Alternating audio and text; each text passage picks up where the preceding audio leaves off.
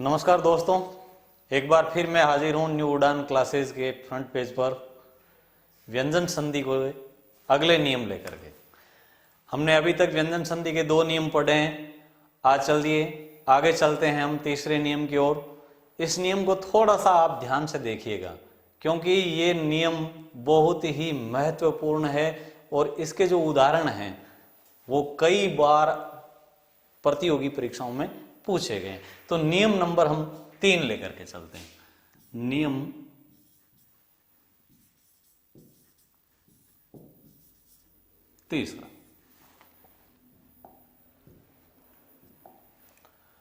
तीसरा नियम में अगर मान लीजिए कि आपके पूर्व पद का अंतिम वर्ण ते या दे हो, पूर्व पद का अंतिम वर्ण ते या दे है और उत्तर पद का प्रथम वर्ण अगर मान लीजिए कि च, ज, ट, ड, न और ल। थोड़ा सा ध्यान दीजिए क्योंकि ते दे के बाद में अगर चे है तो ते दे का क्या बनेगा? चे। ते दे के बाद में अगर जे आ रहा है तो ते दे का जे बनेगा और ते दे के बाद में अगर टे आ रहा है तो उस ते दे का टे बनेगा। डे आ रहा है तो डे बन जाएगा और ने आ रहा है तो ने बन जाएगा। अगर ले आ रहा है तो उसका भी ले बन जाएगा। ये थोड़ा सा आपको ध्यान देना है। देखिए अगले वर्ण के अनुसार इस ते दे का परिवर्तन हो रहा है। मूल रूप से हमें क्या करना है, इस ते दे के बाद में जो अगला वर्ण आ रहा है यानी पूर्व पद का अंतिम वर्ण अगर ते दे है और उत्तर पद का अगला वर्ण चे, ज, ट, ड, न, ले से में से कोई सा भी वर्ण है तो इस ते दे का अगले वर्ण के अनुसार परिवर्तन है। बहुत सरल है ये। चलिए देखते हैं इसके उदाहरण। जैसे पहला शब्द आता है उच्चारण। उच्चारण शब्द का संधि विच्छेद पूछा जाता है तो उसका संधि विच्छेद होगा उत जोड़ चारण। उत जोड़ चारण, ये शब्द आपका उच्चारण। देखिए यहां पर तय अगला वर्ण चे आ रहा है इसीलिए ते का क्या बन गया? चे बन गया। तो आपका उदाहरण क्या बन गया? उत जोड़ चारण। तो मूल रूप से ये जैसे सच्चित एक शब्द और आता है सच्चित, ये भी कई बार पूछा गया। सच्चित शब्द का संधि विच्छेद तो आप बताएंगे सत जोड़ चित। सत जोड़ चित बराबर सच्चित बनता है। तो मूल रूप से हमें क्या करना है इसमें, बस बिल्कुल थोड़ा सा ध्यान देना अगला वर्ण क्या आ रहा है उसके आधार पर ते दे का परिवर्तन है। तो अगला अपना नियम यह है कि अगर मान लीजिए कि ते दे के बाद में आगे च, ज, ट, ड, न, ल अगर इनमें से कोई सा भी एक वर्ण है तो ते दे का अगले वर्ण के अनुसार परिवर्तन होता है। चलिए जे का उदाहरण देखते हैं। जैसे शब्द आता है उज्ज्वल। देखिए दोस्तों इस उज्ज्वल शब्द को थोड़ा सा ध्यान से देखना क्योंकि ये शब्द शुद्धि हमारे अगले चैप्टर में है, वहां पर भी ये पूछा जाता है कि वास्तव में शुद्ध शब्द कौन सा है। उज्ज्वल के जे दोनों आधे होते हैं। इस शब्द का संधि विच्छेद हो जाएगा आपके उद धन ज्वल। ये शब्द बनता है उज्ज्वल। अगर संधि विच्छेद करके दे रखा है और आपसे संधि बनाना पूछ लिया जाता है तो हमें दोनों जे आधे करने हैं। कहीं ऐसा ना हो कि आप ऑप्शन में ये दे रखा है उज्ज्वल, अमूमन हम गलती यही कर देते हैं, ये शब्द पूर्ण रूप से गलत बन जाता है उज्ज्वल। इसी प्रकार से शब्द बनता है सज्जन। सज्जन, सत जोड़ जन। तो ये रूप मूल रूप से हम क्या कर रहे हैं, ते दे का अगले वर्ण के अनुसार रूप परिवर्तन करते हैं। इसी प्रकार टे का उदाहरण देखिए आप, तट्टिका। इस शब्द का संधि विच्छेद हो जाएगा आपके तत् जोड़ टीका, तट्टिका। ये शब्द बनता है तट्टिका। इसी प्रकार से सट्टिका बनेगा, सत जोड़ टीका, ये सट्टिका बन जाएगा। और डे का नियम में जैसे ते दे के बाद में अगर डे आता है तो डे बन जाएगा। जैसे हमने में उड्डयन लिखा था, उत जोड़ डयन। तो ये शब्द बनता है आपने उड्डयन। अन्य उदाहरण देखिए आप, भवत जोड़ डमरू। भवत जोड़ डमरू, इसका मूल रूप से शब्द क्या बन जाएगा? भव डमरू। बहुत ही सरल तरीका। अब जैसे ये ने, ते दे के बाद में ने वर्ण आ रहा है, तो हम क्या करेंगे? ते दे का ने बना करके अगला ने, जैसे उन्नयन, इस शब्द का संधि विच्छेद उत जोड़ नयन। जगन्नाथ, हमने पिछला उदाहरण वहां लिया था, तीसरा वर्ण बनाया था, उसमें भी आ रहा और यहां पर भी वो जगन्नाथ आता है। जैसे जगत जोड़नाथ, इस नियम में भी ये शामिल है, जगत जोड़ नाथ, तो शब्द बन जाएगा जगन्नाथ। यहां पर भी ये बनता है जगन्नाथ।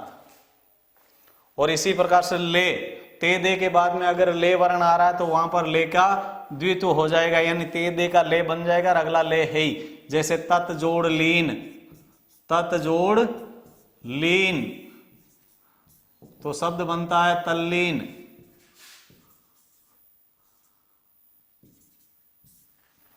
इसी प्रकार से उल्लेख,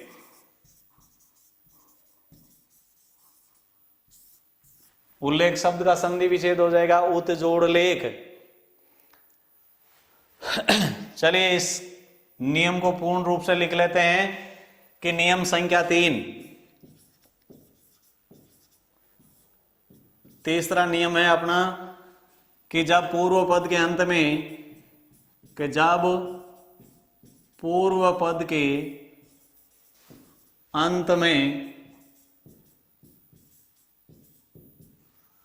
ते या दे हो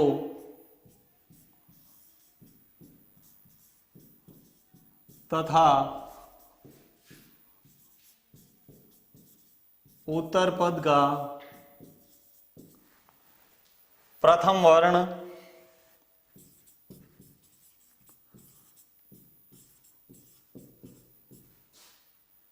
च, ज, ट, ड, न और ले हो तो ते दे का अगले वर्ण के अनुसार, अगले वर्ण के अनुसार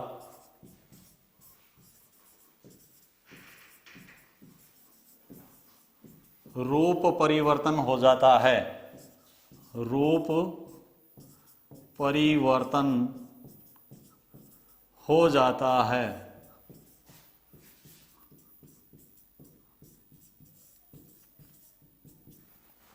जैसे अभी हमने डायग्राम बनाया था उसी के अनुसार, जैसे ते दे के बाद में चे आ रहा है, तो उसके उदाहरण हमने लिखे थे, जैसे सचेत,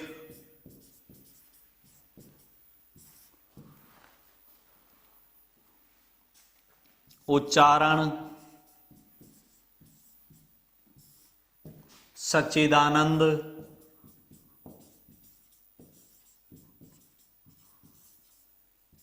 हालांकि इस शब्द का संधि विच्छेद में अलग अलग है, सत जोड़ चिदानंद और सत जोड़ चित जोड़ आनंद। देखिए दो संधियां बनती है इसमें। पहली संधि यहां बनेगी आपकी इसी ये व्यंजन संधि का नियम में, दूसरी संधि बन जाएगी सत जोड़ चित जोड़ आनंद। यहां पर भी ये व्यंजन संधि का जो नियम था अपना प्रथम वर्ण का तीसरा वर्ण, यहां से ये तीसरे वर्ण के रूप में बन रही है, जबकि ये तीसरे नियम के अनुसार यहां बन रही है। तो इस आधार पर हम ते दे के बाद में अगर चे वर्ण आ रहा है तो इस ते दे का हम क्या करेंगे, अगले वर्ण के अनुसार रूप परिवर्तन, यानी कि ते दे का चे बना दिया जाता है। ठीक इसी प्रकार से अगर हम देखते हैं आगे, जैसे ते दे के बाद में अगर जे वर्ण हो तो जैसे सज्जन, सज्जन शब्द का संधि विच्छेद सत जोड़ जन, अभी हमने देखा था सज्जन सत जोड़ जन। उज्ज्वल के लिए उद जोड़ ज्वल। उज्ज्वल को थोड़ा सा ध्यान से देखना है, क्योंकि बार बार ये प्रश्न कई बार पूछा गया है जिसमें अशुद्धि हम करते हैं कि दोनों जे पूरे कर देते हैं, जबकि उज्ज्वल के दोनों जे आधे होते हैं। ये विशेष रूप से ध्यान रखना है। हमें संधि के रूप में भी आगे शब्द शुद्धि आएगी, वहां पर भी ये उज्ज्वल मिलेगा। उपसर्ग पढ़ेंगे तो भी हमें ये उज्ज्वल मिलेगा, तो इसे थोड़ा सा ध्यान रखना, क्योंकि ये प्रश्न चाहे संधि में पूछे, उपसर्ग में पूछे या शब्द शुद्धि में पूछे, जरूर पूछा जाता है। और कई बार हम एक जगह पर पूछे गए शब्दों को गलत कर देते हैं। तो वास्तव में ये संधि विच्छेद अगर देखा जाए तो यहाँ उद जोड़ ज्वल है, इस आधार पर उज्ज्वल बनता है, यानी कि उज्ज्वल शब्द है वो उद जोड़ ज्वल शब्द से बनता है। इसी प्रकार से अगर मान लीजिए ते दे के बाद में अगर टे वर्ण मिलता है तो ते दे का टे बनता है, जैसे तट्टिका, तत जोड़ टीका। अभी हमने इस उदाहरण को संधि विच्छेद करके देखा था, तट्टिका, सट्टिका, ये शब्द ऐसे इस नियम के आधार पर बनते हैं। अगर ते दे के बाद में डे वर्ण आ रहा है तो वहां पर हम क्या करेंगे, जैसे उड्डयन, भवद डमरू,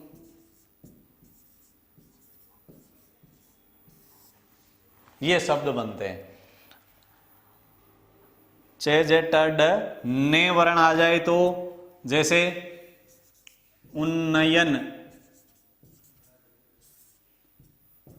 और इसी प्रकार से जगन्नाथ, जगन्नाथ, ये शब्द बनता है। और अगर ले वर्ण आ रहा है तो वहां पर हम क्या बनाएंगे, उल्लेख,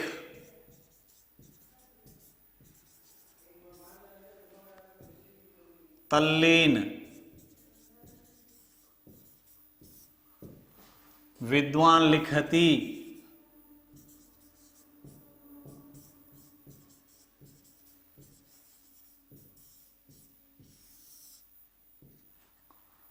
इस शब्द को थोड़ा सा संधि विच्छेद करके देखते हैं हम, तो विद्वान लिखती मूल रूप से यहां ये विकृति में पाया जाता है, लेकिन इसी नियम के आधार पर डबल लत्व ये बन रहा, क्योंकि ने है वो विद्वान शब्द में हलंत होता है। विद्वान शब्द अगर आपसे लिखा जाए तो ने वहां हलंत है, तो यहां पीछे शब्द कौन सा बन गया, द में। इस विकृति के रूप में यह शब्द पूछा जाता है शब्द शुद्धि में। आगे शब्द शुद्धि पढ़ेंगे, वहां पर इसको पूर्ण रूप से विस्तारित से बताया जाएगा।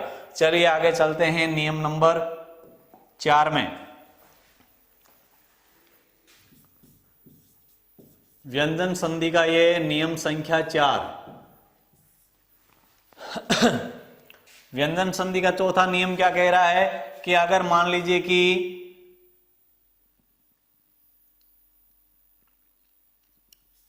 कोई स्वर वर्ण हो, प्रथम पद का अंतिम वर्ण स्वर वर्ण हो, और उसके बाद में अगर 6 वर्ण आता है, यानी कि स्वर वर्ण के बाद में अगर 6 वर्ण आता है, तो इन दोनों के बीच में इस चे का आगमन हो जाता है, चे आधा।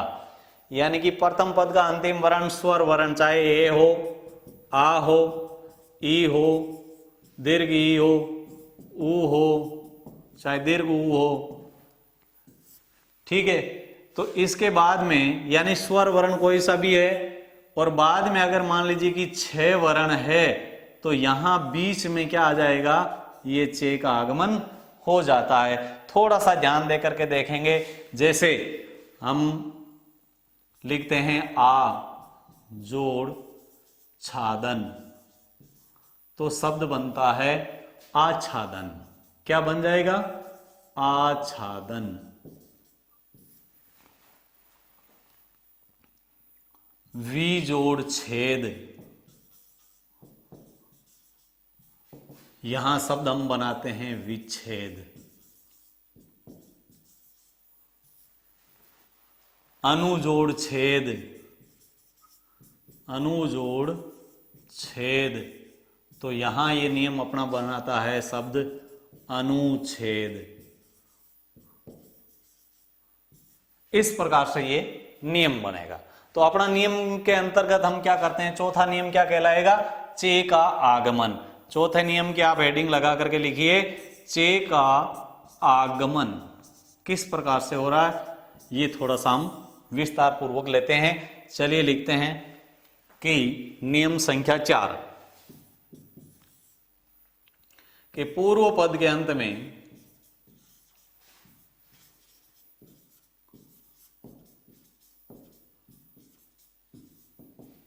कोई स्वर वर्ण हो, कोई स्वर वर्ण हो तथा उत्तर पद का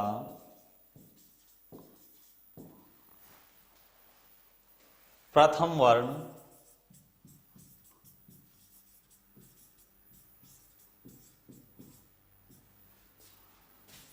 छह हो तो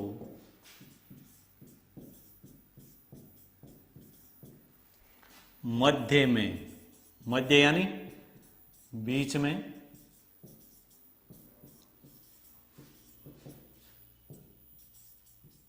चे हलंत है, चे का आगमन हो जाता है, चे का आगमन हो जाता है।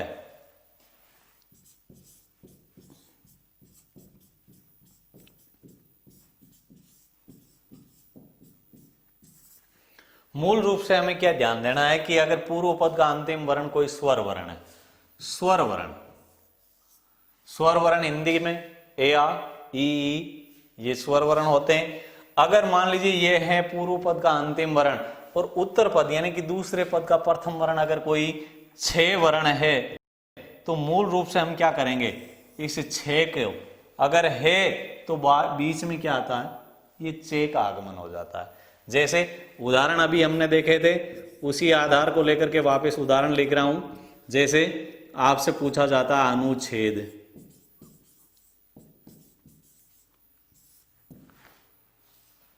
विच्छेद,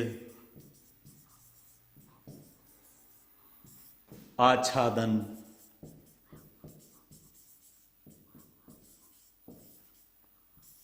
इन शब्दों का संधि विच्छेद करना होता है।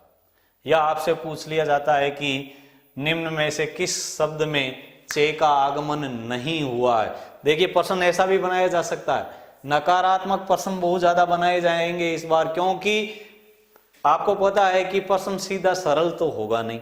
इसीलिए इस प्रश्न को टेढ़ा करने के लिए जैसे मान लीजिए कि आपको ये जैसे 4 उदाहरण देकर के दिया जाता है कि निम्नलिखित शब्दों में चे का आगमन नहीं हुआ, तो वहां आपको थोड़ा सा ध्यान देकर के देखना है कि कहां पर हम गलती कर रहे हैं। जैसे शब्द आता है ऐच्छिक, ऐच्छिक, अमूमन हम कई बार इसका प्रयोग करते हैं ऐच्छिक, ऐच्छिक विषय, ऐच्छिक सेवानिवृत्ति। तो ऐच्छिक शब्द बना किससे, ए जोड़ छिक, बहुत ही सरल है, आय जोड़ छिक, यहां पर चे का आगमन क्योंकि अगला वर्ण छ। इसी प्रकार इसका अनुच्छेद आ जोड़ छादन, संधि विच्छेद हो जाएगा, आ जोड़ छादन, विच्छेद का क्या हो जाएगा, वी जोड़ छेद। इसी प्रकार अनुच्छेद का क्या हो जाएगा, अनु जोड़ छेद। तो ये था आपका नियम नंबर 4। अब देखिए आगे लेकर के चलता हूं मैं आपको कि मूल रूप से मैंने अभी थोड़ी देर पहले या पिछले वीडियो में मैं आपको बताया था कि संस्कृत के और हिंदी के उपसर्ग के बारे में थोड़ी सी बात हुई थी अपनी। जैसे एक उपसर्ग होता है, उसे थोड़ा सा क्लियर कर देता हूं यहीं पर। अगर मान लीजिए उपसर्ग है, कहीं पर अपने शब्द आता उत या उद, दिक्कत होती है। जैसे हम क्या करते हैं, उद्योग, उद्योग शब्द लिख दिया, उज्ज्वल आ गया, उद्वेग आ गया। ऐसे शब्द हैं जिनमें हम उत या उद हैं, कौन सा है, उत है या उद है। जब हम संधि विच्छेद कर रहे हैं तब तो ये रूप ये चलता है, लेकिन विशेष रूप से ये ध्यान देना, क्योंकि जो राजस्थान सरकार के द्वारा आरपीएससी है, आरपीएससी प्लस जो माध्यमिक शिक्षा बोर्ड है, माध्यमिक शिक्षा बोर्ड के द्वारा दी जाने वाली पाठ्य पुस्तक है नवीन व्याकरण हिंदी एवं रचना। देखिए, ऑथेंटिक बुक के बगैर हम कोई भी ऐसा काम है वो कर नहीं सकते, क्योंकि हमारा पाठ्यक्रम में ये बाकायदा लिखा हुआ होता है एनसीईआरटी, एनसीईआरटी के पाठ्यक्रम के अनुसार। तो एनसीईआरटी हमारे ये माध्यमिक शिक्षा बोर्ड से ही संबंधित, यानी एनसीईआरटी से ही तो संबंधित है माध्यमिक शिक्षा बोर्ड। इसकी पुस्तक के अंदर आपको विशेष रूप से लिखा गया है कि मूल रूप से ये संस्कृत का उद उपसर्ग है, यानी उद उपसर्ग किस भाषा का है, ये संस्कृत का है, ठीक है। और उत किसका है, हिंदी का, यानी कि ये विकृत रूप है, उद शब्द का विकृत रूप उत है। अब अगर हमारे हिंदी का पेपर हमारा किस भाषा का, हिंदी का, इसीलिए हमें ध्यान देना है कि वहां पर अगर आपसे संधि विच्छेद में आए या उपसर्ग में पूछा जाए तो हमें अमूमन उत का सहारा लेना है, क्योंकि उत को स्वीकार किया जाता है। ये पुस्तक भी स्वीकार कर रही है और आरपीएससी जैसी संस्थाएं हैं उसी ने अधिकतर प्रश्न है वो उत को ही स्वीकार किया गया है, क्योंकि हिंदी भाषा में उत उपसर्ग का प्रयोग बहुत ज्यादा होता है, जबकि उद जो मूल रूप से संस्कृत भाषा का उपसर्ग है। इसीलिए ये आपके जो शब्द बनते हैं, उत जोड़ योग, उत जोड़ ज्वल, उत जोड़ वेग, ऐसे बहुत सारे शब्द मिलेंगे आपको, लेकिन आपको ध्यान क्या रखना है, हिंदी भाषा में उत उपसर्ग को स्वीकार किया गया। चलिए दोस्तों, आगे लेकर के चलते हैं हम।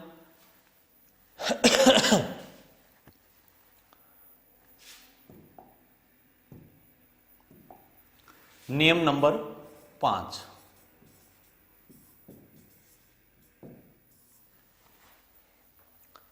पांचवा नियम हमारा यह है कि अगर मान लीजिए कि स्वर वर्ण है, पूर्व पद का अंतिम वर्ण क्या है, स्वर वर्ण है, और उसके बाद में अगर से वर्ण है, यानी उत्तर पद का प्रथम वर्ण से, तो यहां ये स्वर वर्ण होने के कारण इस से का परिवर्तन होकर के इस से के स्थान पर ये से बन जाता है, ये ध्यान रखना। जैसे पूर्व पद के अंत में, पूर्व पद के अंत में कोई स्वर वर्ण हो, कोई स्वर वर्ण हो तथा उत्तर पद का प्रथम वर्ण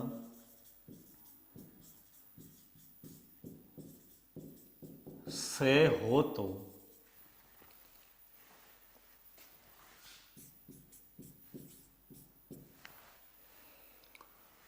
से का से हो जाता है।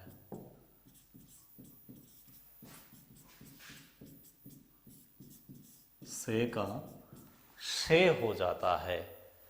जैसे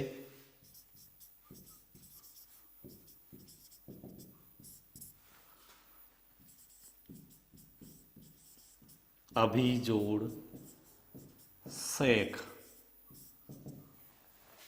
अभी जोड़ सेक, इससे शब्द बन जाएगा आपके अभिषेक।